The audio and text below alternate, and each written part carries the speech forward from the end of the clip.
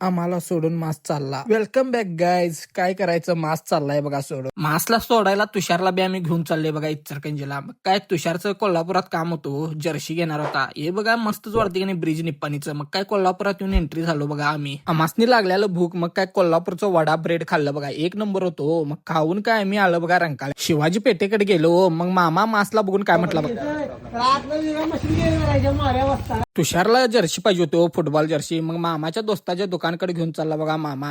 Jersey king दुकानकडे आला बघा. मग मास बी आमचा आत आला हो. मग तुषारनं तर 3 जर्सी घेतला बघा. मग मी पण एक हुडकलो बघा, मला पण एक जर्सी आवडलं बघा, कसं दिसतो. घेऊन आम्ही निघालो बघा. मामा तर पेट्रोल भरून घेतला बघा गाडीत. मग तिकडं काय मामाला मला बाय म्हणून काय रुईकडे निघाला बघा. हे बघा ताराराणी चौक. कोल्हापूरला बाय बाय करून इथं फाट्यावर आलं तर गाडी पंक्चर झालं बघा. मग तसंच आता पंक्चर शॉप हुडकत आलं बघा. मग पंक्चर काढून मग काय रुईकडे येऊन पोचलं बघा. हे बघा मामाचं घर आता पाडल्या तो. मग तसं टप्प्या ओळखला बघा. गो गो गो गो गो गो. त्या जागेवर मामा तर नवीन घर बांध आणि जरा केस सुटतोय म्हणालाय बघ त्यो.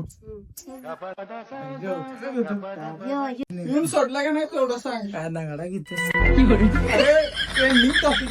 चाललंय सोडून. संध्याकाळचं 5 वाजलेलं बघा. मग सगळ्यांनी बाय म्हणून मी आणि सुशील बेळगावला निघाला. तेल टाकून काय मग इचलकरंजीच्या नदीला बाय म्हणून बघा आम्ही नॉन स्टॉप एक स्टॉप घेऊन एक कॉफी मारलं बघा. लईच थंड लागाल ती हो. कॉफी फुल झालं तर पाय जरा हलकं करून घेतो. काय तिकडं आमचं जर्नी चालू केलं बघा. अंधार झालं तर व्हिडिओ केलो नाही बघा. येऊन पोचलं बघा 8 वाजता. इथपर्यंत ब्लॉग बघितला असला तर फॉलो लाईक करा.